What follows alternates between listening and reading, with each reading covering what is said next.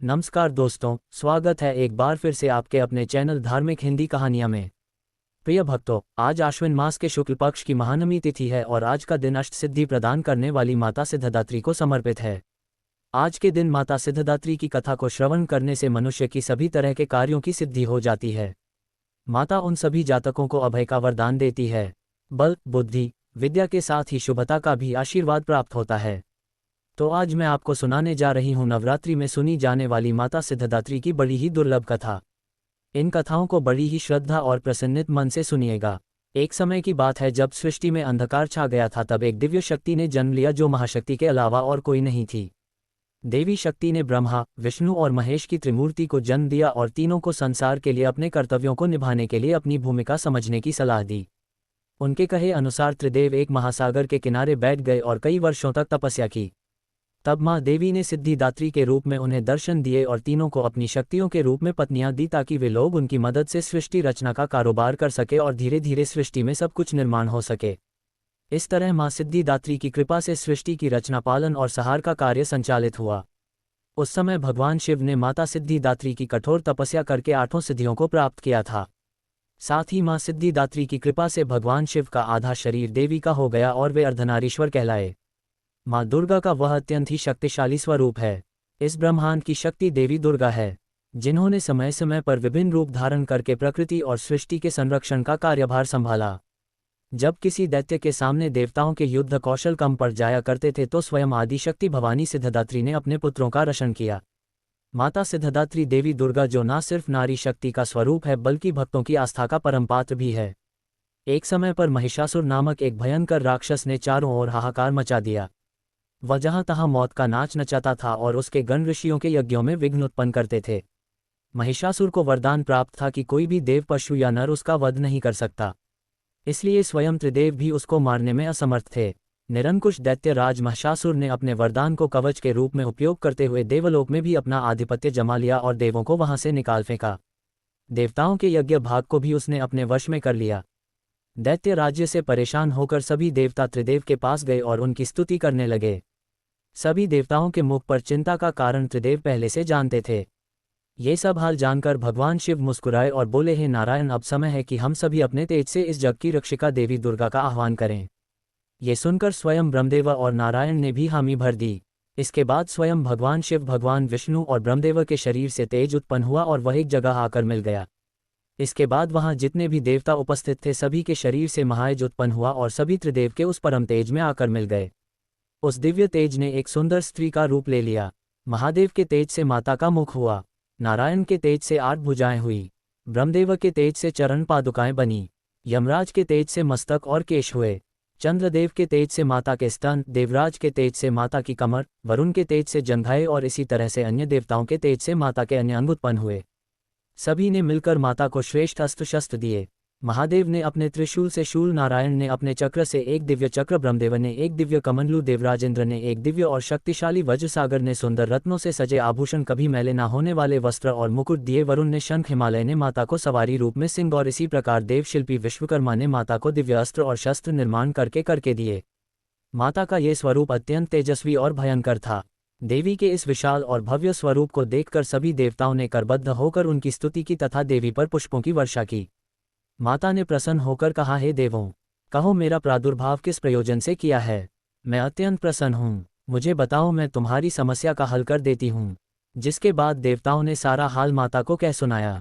इसके बाद रण क्षेत्र में माता ने विकराल रूप धारण करके पहले दैत्य राज्य की सेना का विध्वंस किया और बाद में महिषासुर को भी मार दिया। इसी तरह से पूर्व समय में दुर्गम नामक एक महाबली असुर था।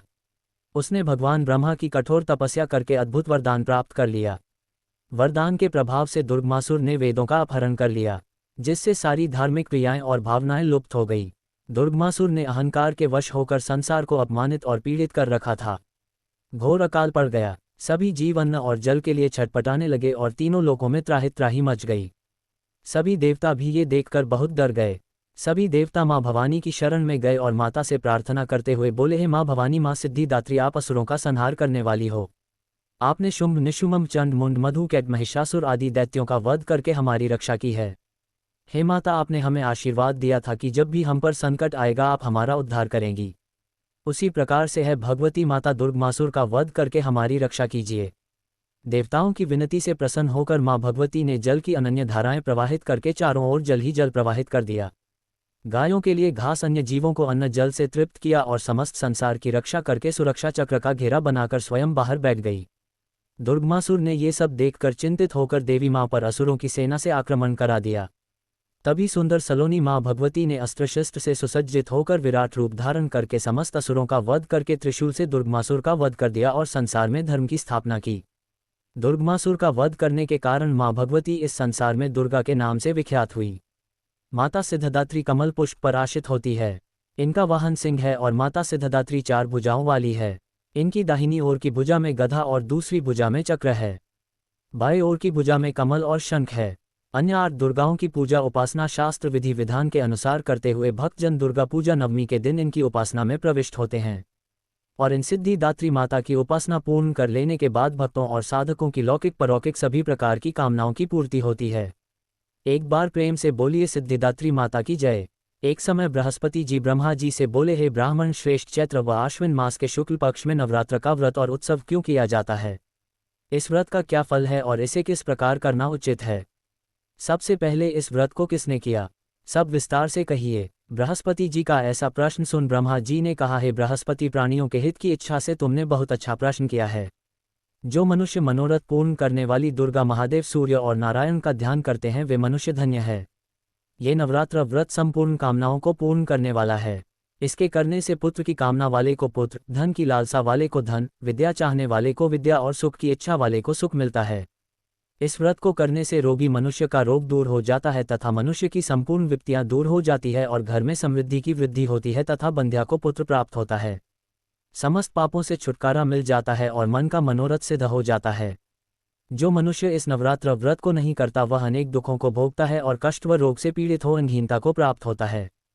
उसके संतान नहीं होती और वह धन धान्य से रहित हो, भूख और प्यास से व्याकुल घूमता फिरता है तथा संज्ञाहीन हो जाता है। जो सधवा स्त्री इस व्रत को नहीं करती वह पति सुख से वंचित होना ना दुखों को भोगती है।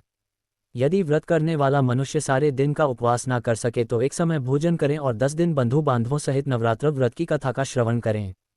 हे बृहस्पति, जिसने सबसे पहले इस महाव्रत को किया है वह कथा मैं तुम्हें सुनाता हूँ। तुम सावधान होकर ध्यानपूर्वक सुनो। इस प्रकार ब्रह्मा जी का वचन सुनकर बृहस्पति जी बोले, हे ब्राह्मण, मनुष्यों का कल्याण करने वाले इस व्रत के इतिहास को मेरे लिए कहो। मैं सावधान होकर ध्यानपूर्वक सुन रहा हूँ। मैं आपकी शरण में आया हूँ, मुझ पर कृपा करिए। ब्रह्मा जी बोले, हे बृहस्पति, प्राचीन काल में मनोहर नगर में पीठक नाम का एक अनाथ ब्राह्मण रहता था। वह भगवती दुर्गा का भक्त था। उसके संपूर्ण सद्गुणों से युक्त सुमति नाम की एक अत्यंत सुंदरी कन्या उत्पन्न हुई। वह कन्या सुमति अपने पिता के घर बाल्यकाल में अपनी सहेलियों के साथ क्रीड़ा करती हुई इस प्रकार बढ़ने लगी जैसे शुक्ल पक्ष में चंद्रमा की कला बढ़ती है। उसका पिता प्रतिदिन जब दुर्गा की पूजा करके होम किया करता तो वह उस समय नियम से वहां उपस्थित रहती। एक दिन सुमति अपनी सखियों के साथ खेलने में लग गई और भगवती के पूजन में उपस्थित नहीं हुई। उसके पिता को पुत्री की ऐसी असावधानी देखकर अत्यंत क्रोध आया और वह अपनी पुत्री से कहने लगा, अरे दुष्ट पुत्री, आज तूने भगवती का पूजन नहीं किया, इस कारण मैं किसी कुष्ठ रोगी या दरिद्र मनुष्य के साथ तेरा विवाह करूंगा। पिता का ऐसा वचन सुन सुमति को बड़ा दुख हुआ और वह पिता से कहने लगी, हे पिताश्री, मैं आपकी कन्या हूं तथा सब तरह आपके अधीन हूं। जैसी आपकी इच्छा हो वैसा ही करो। राजा से, कुष्ठी से, दरिद्र से अथवा जिसके साथ चाहो मेरा विवाह कर दो, पर होगा वही जो मेरे भाग्य में लिखा है। पिताश्री, मेरा तो अटल विश्वास है, जो जैसा कर्म करता है उसको कर्मों के अनुसार वैसा ही फल प्राप्त होता है।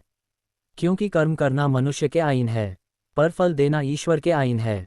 इस प्रकार कन्या के निर्भयता से कहे हुए वचन सुन उस ब्राह्मण ने क्रोधित हो अपनी कन्या का विवाह एक कुष्ठी के साथ कर दिया और अत्यंत क्रोधित हो पुत्री से कहने लगा, हे पुत्री, अपने कर्म का फल भोगो। मैं भी देखना चाहता हूं कि भाग्य के भरोसे रहकर तुम क्या करती हो। पिता के ऐसे कटु वचनों को सुन सुमति मन में विचार करने लगी, हो मेरा बड़ा दुर्भाग्य है जिसके कारण मुझे ऐसा पति मिला। इस तरह मन ही मन अपने दुख का विचार करती हुई वह कन्या अपने पति के साथ वन में चली गई और डरावने कुशायुक्त उस निर्जन वन में उन्होंने वह रात बड़े कष्ट से व्यतीत की। उस गरीब बालिका की ऐसी दशा देख भगवती ने पूर्व पुण्य के प्रभाव से प्रकट हो सुमति से कहा, हे दीन ब्राह्मणी, मैं तुझसे अत्यंत प्रसन्न हूँ, तुम जो चाहो सो वरदान मांग सकती हो। भगवती दुर्गा का ये वचन सुन ब्राह्मणी ने कहा, आप कौन है? वह सब मुझसे कहिए। ब्राह्मणी का ऐसा वचन सुन देवी ने कहा कि मैं आदि शक्ति भगवती हूँ और मैं ही ब्रह्मा, विद्या व सरस्वती हूँ। प्रसन्न होने पर मैं प्राणियों का दुख दूर कर उनको सुख प्रदान करती हूँ। हे ब्राह्मणी, मैं तुझ पर तेरे पूर्व जन्म के पुण्य के प्रभाव से प्रसन्न हूँ। मैं तुम्हें तुम्हारे पूर्व जन्म का वृतांत सुनाती हूँ। सुनो, ध्यानपूर्वक सुनो। तू पूर्व जन्म में निषाद अर्थात भील की स्त्री थी और अति पतिव्रता थी। एक दिन तेरे पति निषाद ने चोरी की। चोरी करने के कारण तुम दोनों को सिपाहियों ने पकड़ लिया और ले जाकर जेलखाने में कैद कर दिया। उन लोगों ने तुझको और तेरे पति को भोजन भी नहीं दिया। इस प्रकार नवरात्र के दिनों में तुमने ना तो कुछ खाया और ना जल ही पिया। इस प्रकार 9 दिन तक नवरात्र का व्रत पूर्ण हो गया। हे ब्राह्मणी, उन दिनों में जो व्रत हुआ उस व्रत के प्रभाव से प्रसन्न होकर मैं तुझे मनोवांछित वर देती हूँ। तुम्हारी जो इच्छा हो सो मांगो। इस प्रकार दुर्गा के वचन सुन ब्राह्मणी बोली, अगर आप मुझ पर प्रसन्न है तो हे दुर्गे, मैं आपको प्रणाम करती हूँ। कृपा करके मेरे पति का कोढ़ दूर कर दीजिए। देवी ने कहा, उन दिनों तुमने जो व्रत किया था उस व्रत के एक दिन का पुण्य पति का कोढ़ दूर करने के लिए अर्पण करो। उस पुण्य के प्रभाव से तेरा पति कोढ़ से मुक्त हो जाएगा। ब्रह्मा जी बोले, हे बृहस्पति, इस प्रकार देवी के वचन सुन वह ब्राह्मणी बहुत प्रसन्न हुई और अपने पति को निरोग करने की इच्छा से उसने वैसा ही किया जैसा भगवती देवी ने कहा। जब देवी दुर्गा ने तथास्तु ऐसा वचन कहा तब उसके पति का शरीर भगवती दुर्गा की कृपा से कुष्ठ रोग से रहित हो अति कांतिवान हो गया। वह ब्राह्मणी पति की मनोहर देह को देख देवी की स्तुति करते हुए बोली, हे दुर्गे, आप दुर्गति को दूर करने वाली, तीनों लोकों का संताप हरने वाली, समस्त दुखों को दूर करने वाली, रोगी मनुष्य को निरोग करने वाली, प्रसन्न हो मनोवांछित वर देने वाली और दुष्टों का नाश करने वाली, आप जगत की माता हो। हे अम्बे, मुझ निरपराध अबला को मेरे पिता ने कुष्ठी मनुष्य के साथ विवाह कर घर से निकाल दिया। पिता से तिरस्कृत निर्जन वन में विचर रही हूँ। आपने मेरा इस विपदा से उद्धार किया है। हे देवी, मैं आपको प्रणाम करती हूँ। कृपया मेरी रक्षा करिए। ब्रह्मा जी बोले, हे बृहस्पति, उस ब्राह्मणी की ऐसी स्तुति सुन देवी बहुत प्रसन्न हुई और ब्राह्मणी से कहा, हे ब्राह्मणी, तेरे उदाले नामक अति बुद्धिमान, धनवान, कीर्तिवान और जितेंद्रिय पुत्र शीघ्र उत्पन्न होगा, ऐसा वर प्रदान कर देवी ने ब्राह्मणी से फिर कहा कि हे ब्राह्मणी, और जो कुछ तेरी इच्छा हो वह वर मांग ले। भगवती दुर्गा का ऐसा वचन सुन सुमति ने कहा कि हे भगवती दुर्गे, अगर आप मुझ पर प्रसन्न है तो कृपा कर मुझे नवरात्र व्रत की विधि और उसके फल का विस्तार से वर्णन करें। इस प्रकार ब्राह्मणी के वचन सुन देवी दुर्गा ने कहा, हे ब्राह्मणी, मैं तुम्हें संपूर्ण पापों को दूर करने वाले नवरात्र व्रत की विधि बतलाती हूँ, जिसको सुनने से मोक्ष की प्राप्ति होती है। आश्विन मास के शुक्ल पक्ष की प्रतिपदा से लेकर 9 दिन तक विधि पूर्वक व्रत करें। यदि दिन भर का व्रत ना कर सके तो एक समय भोजन करें। विद्वान ब्राह्मणों से पूछकर घट स्थापना करें और वाटिका बनाकर उसको प्रतिदिन जल से सींचे। महाकाली, महालक्ष्मी और महासरस्वती देवी की मूर्तियां स्थापित कर उनकी नित्य विधि सहित पूजा करें और पुष्पों से विधि पूर्वक अर्घ्य दें। बिजरा के फल से अध देने से रूप की प्राप्ति होती है। जायफल से अध देने से कीर्ति की प्राप्ति होती है। डाक से अध देने पर कार्य की सिद्धि होती है। आंवले से अध देने पर सुख की प्राप्ति होती है और केले से अर्घ्य देने से आभूषणों की प्राप्ति होती है। इस प्रकार पुष्पों व फलों से अर्घ्य देकर व्रत समाप्त होने पर 9वें दिन यथाविधि हवन करें। खांड, घी, गेहूं, शहद, जौ, तिल, बिल अर्थात बेल, नारियल, दाख और कदम आदि से हवन करें। गेहूं से होम करने से लक्ष्मी की प्राप्ति होती है। खीर एवं चंपा के पुष्पों से धन की और बेल पत्तों से तेज व सुख की प्राप्ति होती है। आंवले से कीर्ति की और केले से पुत्र की, कमल से राज सम्मान की और दाखों से संपदा की प्राप्ति होती है। खांड, घी, नारियल, शहद, जौ और तिल तथा फलों से होम करने से मनोवांछित वस्तु की प्राप्ति होती है। व्रत करने वाला मनुष्य इस विधि विधान से होम कर आचार्य को अत्यंत नम्रता के साथ प्रणाम करें और यज्ञ की सिद्धि के लिए उसे दक्षिणा दे। इस प्रकार बताई हुई विधि के अनुसार जो व्यक्ति व्रत करता है उसके सब मनोरथ सिद्ध होते हैं। इसमें तनिक भी संदेह नहीं है। इन 9 दिनों में जो कुछ दान आदि दिया जाता है उसका करोड़ों गुना फल मिलता है।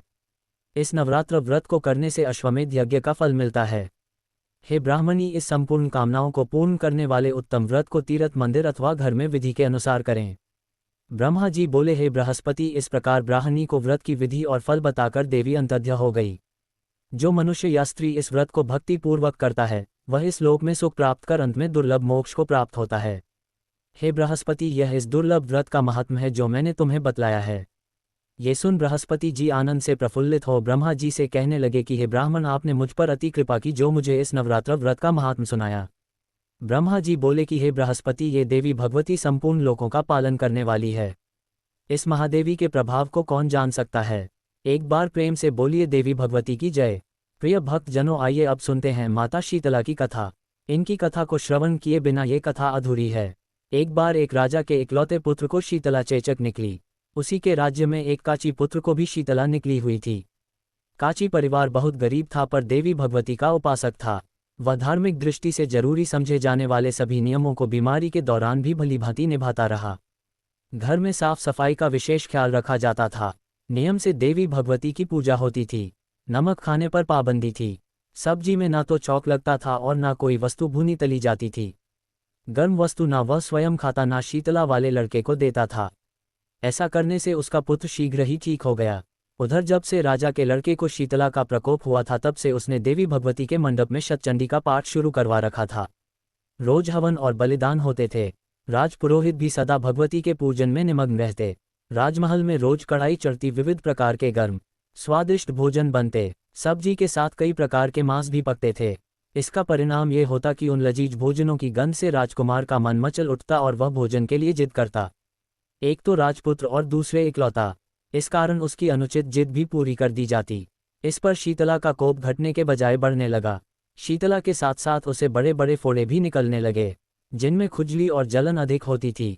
शीतला की शांति के लिए राजा जितने भी उपाय करता, शीतला का प्रकोप उतना ही बढ़ता जाता, क्योंकि अज्ञानतावश राजा के यहाँ सभी कार्य उल्टे हो रहे थे। इससे राजा और अधिक परेशान हो उठा। उसकी समझ में नहीं आ रहा था कि इतना सब होने के बाद भी शीतला का प्रकोप शांत क्यों नहीं हो रहा है। एक दिन राजा के गुप्तचरों ने उन्हें बताया कि काची पुत्र को भी शीतला निकली थी, पर वह बिल्कुल ठीक हो गया है। ये जानकर राजा सोच में पड़ गया कि मैं शीतला की इतनी सेवा कर रहा हूँ, पूजा और अनुष्ठान में कोई कमी नहीं, पर मेरा पुत्र अधिक रोगी होता जा रहा है, जबकि काची पुत्र बिना सेवा पूजा के ही ठीक हो गया। इसी सोच में उसे नींद आ गई। श्वेत वस्त्र धारणी भगवती ने उसे सपने में दर्शन देकर कहा, हे राजन, मैं तुम्हारी सेवा अर्चना से प्रसन्न हूँ, इसलिए आज भी तुम्हारा पुत्र जीवित है। इसके ठीक न होने का कारण यह है कि तुमने शीतला के समय पालन करने योग्य नियमों का उल्लंघन किया। तुम्हें ऐसी हालत में नमक का प्रयोग बंद करना चाहिए। नमक से रोगी के फोड़ों में खुजली होती है। घर की सब्जियों में चौक नहीं लगाना चाहिए, क्योंकि इसकी गंध से रोगी का मन उन वस्तुओं को खाने के लिए ललचाता है। रोगी का किसी के पास आना जाना मना है, क्योंकि यह रोग औरों को भी होने का भय रहता है। अतः इन नियमों का पालन कर तेरा पुत्र अवश्य ही ठीक हो जाएगा। विधि समझाकर देवी वहां से अंतर्ध्य हो गई। इसके बाद राजा सपने में मां भगवती के दर्शन पाकर बहुत ही खुश थे और अगले दिन से ही राजा ने शीतला माता के बताए हुए नियमों का पालन किया। देखते ही देखते कुछ ही दिनों में राजा का बेटा स्वस्थ हो गया। उसके बाद राजा ने पूरे राज्य में घोषणा करवाई कि चैत्र मास की कृष्ण पक्ष में आने वाली अष्टमी तिथि को शीतला माता की पूरी विधि विधान से पूजा की जाएगी। इस दिन पूरे राज्य में कोई भी घर पर चूल्हा नहीं जलाएगा और हर महीने अष्टमी तिथि के दिन व्रत रखकर व्रत कथा सुनी जाएगी। तो सारी जनता ने राजा के इस आदेश को पूरी श्रद्धापूर्वक पालन किया। ऐसा करने से उन्हें शीतला माता का आशीर्वाद प्राप्त हुआ और पूरे राज्य में कभी भी रोग व्याधि नहीं आई। इसी दिन भगवान कृष्ण और माता देवकी का विधिवत पूजन करके मध्यकाल में भोजन का भोग लगाना चाहिए। ऐसा करने से पुण्य ही नहीं मिलता, बल्कि समस्त दुखों का भी निवारण होता है। एक बार प्रेम से बोलिए शीतला माता की जय। मिलते हैं जल्द एक नई वीडियो के साथ। तब तक के लिए स्वस्थ रहे, मस्त रहे और अपने माता पिता का ख्याल रखे। राधे राधे।